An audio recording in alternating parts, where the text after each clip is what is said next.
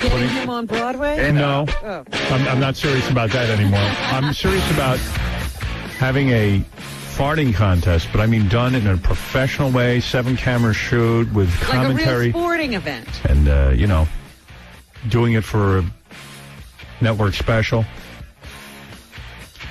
All right, I know like ABC, CBS, and NBC probably won't put it on, but I would think Comedy Channel. They're not going to be competing to get that? I mean, I could do it up. I mean, so that it's professional with a prize and a whole thing. I think something like an ESPN2 would put it on, maybe. I hope so. I'm going to really seriously pitch it. Yeah, it's one of those extreme sports. ESPU. Tonight, ladies and gentlemen, we're going to ask now that the audience quiets down. You could hear a pin drop in the stadium. Mr. Methane pulling down his pants. And he's about to begin. Let's listen in. Here it goes. Starting off slowly. Picking it up now. And a triple flutter blast. A flotsy. We could really do it. Bravo's taking some alternative programming. Bravo? Oh, that would be good. Are they taking alternative programming? Yeah, they might be interested in that. Tonight on Inside the Actors Studio, Mr. Methane. So during the commercial, I went and got all the clips off that Oprah show where they're indecent and obscene by FCC standards. Yes. Not by mine, but... So Jason's back there now transcribing everything, and then I'm going to post it up on howardstern.com, and if my radio family be good enough, just copy the transcript, send it to the FCC, and say you were offended. Right. You're outraged. You're outraged. I'm outraged. And then we can get that going, those fines against Oprah. Now, this is funny. Howard Stern and girlfriend Beth Ostrovsky getting into a limo after seeing Vertigo Blue. Wow. Yeah. At the Continental. All I know is when you get involved with Scott the engineer and his projects, suddenly you're in deep. And the emails have been coming fast and furious from him about the different things I could do to tie in with. Oh, you're kidding. He's got suggestions for you? Yeah. That's great. All right, let's see what I got here. We got Winfred's money coming up. Some dude's real arrogant. Oh, yeah. I'll read you his email. You're not going to believe it, but there's a couple of things I got to read you from the rags that just came out. We just got copies of them. What's going on? All right. First of all, Kobe Bryant's accuser, the chick who, was allegedly raped by Kobe, is coming out of cocaine rehab. Now, it doesn't mean that someone in cocaine rehab can't be raped, but it's going to... He might get off because... I just said, the prosecution ought to just drop the case. Yeah, she's a bit of a mess, and, you got to have some credibility when you go up in front of that jury. And this is an amazing story in here. See, the rags have good stories. The Larry David show saved this dude's life, and I'm not kidding. How's that? All right, listen to this. There's a guy here who was charged as a murder suspect. And he's telling the cops he didn't do it, and they're kind of, not digging what he's saying. So he remembers at the time of the murder where he was. He was at a baseball game where they were taping the Larry David show. Sure enough, he's sitting in the crowd at the baseball game. Thank God they taped it. He's there, and they taped it. You can see it on the show? You can see the guy. There he is. That's the dude. Wow. He's right in the audience. So the cops let him go. Cool. How great is that? Nice. Good for him. They got a shot in the globe of Barbra Streisand's ass. It's absolutely frightening. Let me see that. Oh, you're going to die. You're going to freak out. She is you don't realize because yeah, she's keeping that covered. Yeah, can you see? Whoa! What happened? She swallowed Artie. Then they got... no wonder she wanted to go off tour. David Brenner, the comedian, is dating Ty Babylonia. You mean the figure skater? Yeah. She's 44. They say he's 68. I guess he's copping to his real age, or they're just outing him. But he's doing her. I guess. Yeah, my man. Does he know she's part Blake? What? Is she? Yeah. I didn't know that. She's part brother. Now that's the fake story. Let me see what else I got here. This is pretty wild. Remember the original TV show, not the movie, the TV show Starsky and Hutch? Yeah. David Soul. Oh, it's sad what's happened to him. Admits that he had gay sex. He was a man whore. Now he's going to tell. Oh my good, it's gotten even worse. He's saying he's not gay, but like when he needed money, he like gave some guy oral. When was this? Clear. Starsky and Hutch star David Soul has made a startling admission that he was once so broke he sold himself to lonely gay men. And how old was he? This was a few years after Starsky and Hutch. I think this was last week. The divorced father of 7 kept his sordid past a secret for years, refusing to even tell his third wife, Patty. Yeah, this isn't something you want to tell your wife. Boy, his third wife, Patty, was smoking hot. He was like a big deal. He was a sex symbol. He was probably very naive. Patty told the Inquirer he was probably very naive as a small-town boy who hit the big city in search of stardom. What does that mean? You don't know what gay sex is? Yeah. Quote, I don't know why David is revealing something as shocking as this at this late date. He said he got sucked into He got sucked into New York City's underground in the 60s, soon after he arrived from South Dakota. Sounds like he was the Midnight Cowboy. He says, I was green. I was kind of Midnight Cowboy. Yeah. Admitted the recovering alcoholic. Now I know what he's drinking. I was a young, attractive kid who was invited to places, and there were people who came over for parties. Imagine some old queen gets, a young gets serviced by this guy, and then like a year later goes, Jesus Christ, there's that friggin' guy who wait a second. I don't The know hell? which he was. He was Hutch. I had Hutch. Among them were men who were very lonely people. Would you like to come and have coffee sometime? Yeah, I'd love to. And then we would talk about their problems, and one thing led to another. I was broke. That's how it works. Before long, the desperate 22-year-old probably was worth about $17 million. No.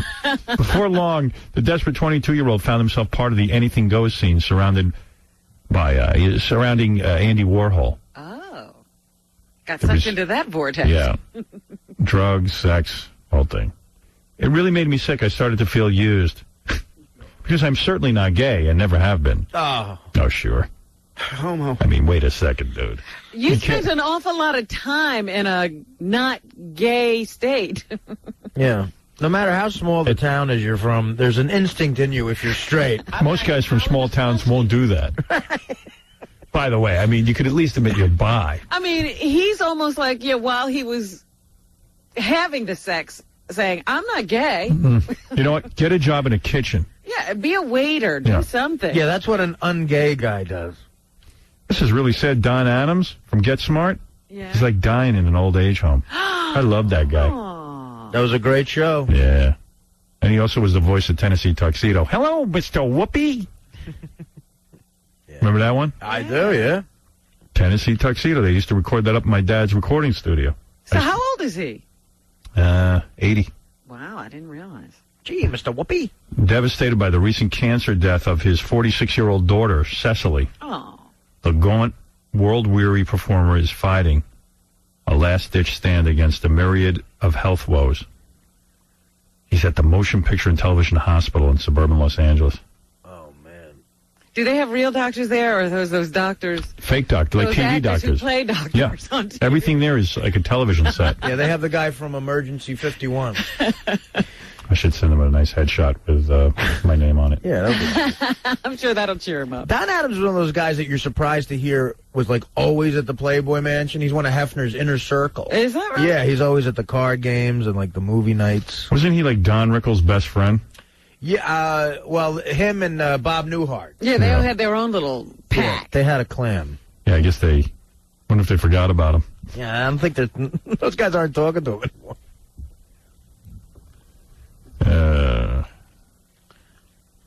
TV's beloved Maxwell Smart is wasting away from non-Hodgkin's lymphoma. He didn't even feel well enough to see a bunch of old Hollywood pals who made a special trip to the hospital to visit him recently. You mean they got there and he wouldn't see him?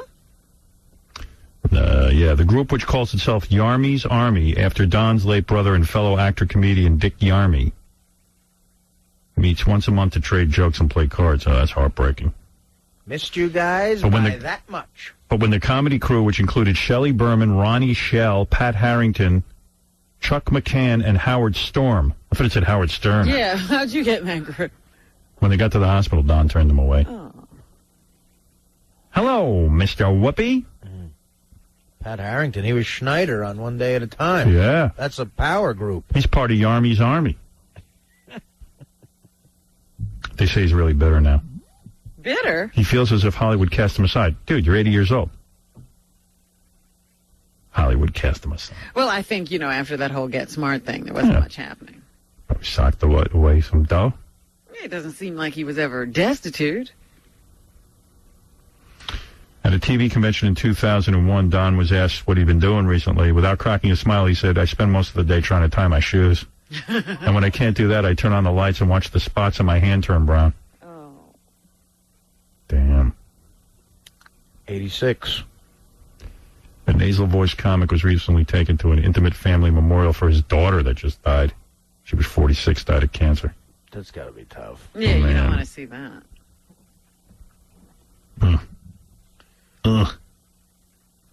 I just read a headline on one of the tabloids that said Rodney Dangerfield's brave last days. Oh, Rodney, man. I love him. Man, I thought Rodney was doing a new movie. It's called I'm going to be dead in a few days.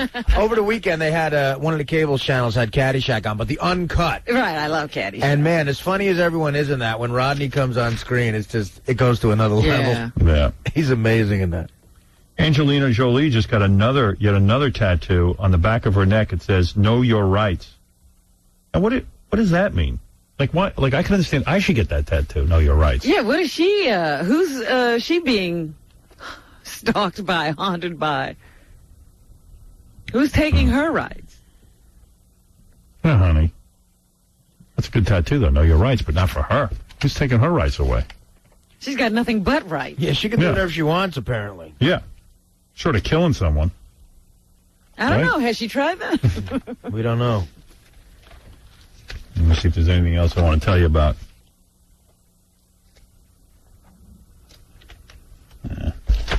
Whoa. What?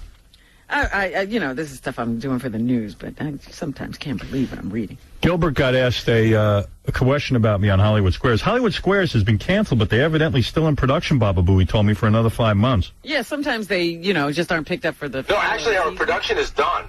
But the show ends in May. Oh. Gilbert Gottfried for the win. For a tie game. All right. True or false? True or false? The FCC says that the Howard Stern Show is considered a news program. Well, on Howard Stern, it's not Meet the Press. It's more like Press the Meat.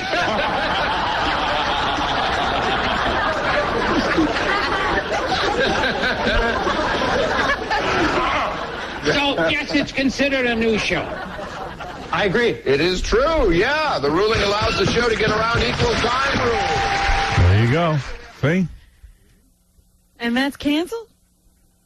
Can you believe that show's canceled? Come on. I mean, that kind of entertainment comes around once. It's like a Nova. When do you ever get to see like that? Haley's Comet. It comes around once every 70-something years. Yeah, they're nuts to cancel that. I wish they'd sell me the rights to Hollywood Squares. I would host it, and I'd put together a Hollywood Squares. That's a good show. It's just they get too many lamos. They don't do the right thing with it. I could do it. It's a late-night show. But every time they cancel it, it comes back. It won't die. No. Yeah, Gilbert's way better on your Hollywood Squares. Yeah, like, isn't it great when I have, like, Daniel Carver on there? I would do it on, they get, like, on a Showtime or HBO or something. I got all these shows. I'm ready for cable. Yeah. Let's go. I don't want to be on network. Let's retreat into cable. Maybe I should Let them have the people's airwaves. Can I make Manhattan Squares? Sure. Yeah. Yeah, you do that. It's time for Howard Stern's Manhattan Squares. In the center square, Jeff the Drunk Curro. What's up, bitch? Jeff. Yeah? At the Playboy Mansion, how many girls are in Hugh Hefner's bedroom? I do believe the answer is nice. Oh, that's the written joke. I think it's 7. Hey, come on, we do the Hollywood Squares. Sure. Manhattan Squares. Howard, I disagree. Houchie, you're on the air. Yes, Howard, I think you're pussy because this Oprah Winfrey is not your problem. You know, Bono is bigger problem. They found him wrong. Oh, stop with the accent. Just talk like a normal person. What are you doing? Yeah. Well, I don't know. I thought it was more interesting. They found Bono wrong, but yet, you know what I'm saying? Don't be such a bitch and try and throw Oprah under the bus. I mean, you get away with tons of stuff, Howard. Here we crap. go. We're getting away with something. And I'm not getting away with anything, dude. What's wrong with people? Are you stupid? Don't throw Oprah under the bus. That guy's dumb. Don't. That was a great accent, though. Don't. He sounded like that dog that Smigel does. I don't know exactly where he's from. Poop on you. Yes, Rich. Go ahead, Rich. Yes, General Stern. Yes. First, I want to say